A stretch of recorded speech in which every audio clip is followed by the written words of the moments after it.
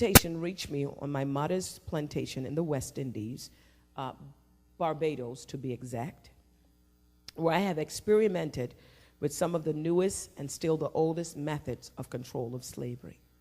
Ancient Rome would envy us if my program is implemented. In other words, they're using a Roman system. So the whole issue of slavery, they said we can take this spirit all the way back to Rome. We're going to take it all the way back to Babylon. The Roman system, which would place us in the dispensation where Herod was king. And so we see the same spirit moving from Pharaoh to Herod. We could raise the spirit up again from Germany and find the same spirit in Hitler with the Holocaust. The Holocaust means fire. With the Holocaust and the concentration camps, we could trace the same spirit. And so slavery is a spirit, ladies and gentlemen. It's a spirit. And in order for any spirit to have legal right in the earth realm, it requires a body. So you cannot have a spirit that just floats around. You need a human body that anchors it and gives it permission to exist in the earth realm. So that's why deliverance is very important, vitally important in the church. Because if you want to change the atmosphere in the church, you got to get that person delivered from the spirit. As long as the spirit is allowed to exist, you're going to have the same atmosphere. So that means that whenever there's a problem in your relationship, you don't seek to get the other people delivered, because you're posturing yourself now as the oppressor controlling someone else's destiny. I can't control your destiny. So if you want to sit up in here with those spirits, that's between you and God. I can preach and give you the freedom of choice. But if you want to sit here, to whom you yield your body to, you become a slave. And if you want to agree to slavery, then there's nothing I could do about it.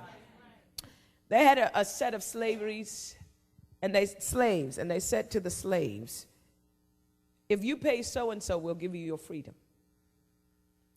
So he worked, his family came into a landslide of financial blessings. And I call it a financial blessing.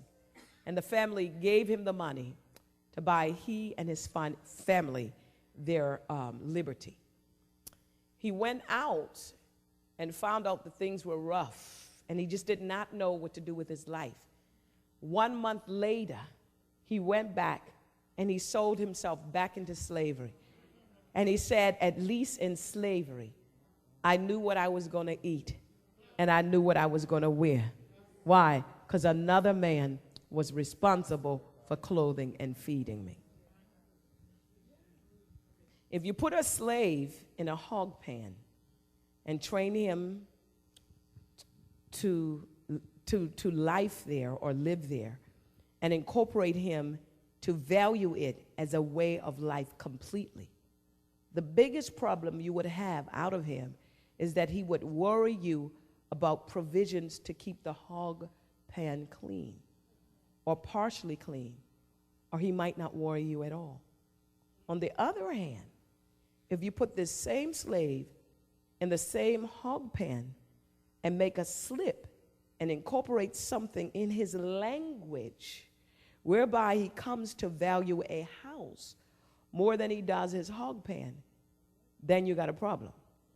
He will soon be in your house. Hence the inner cities. Hence the unfortunate events that occurred with Hurricane Katrina in Louisiana. When the deliverers came, they shot at the deliverer, and they were making cries about what you promised us and feed us and give us money. Why? Because you trained us that all we can get is this hog pan. This is as good as my life gets.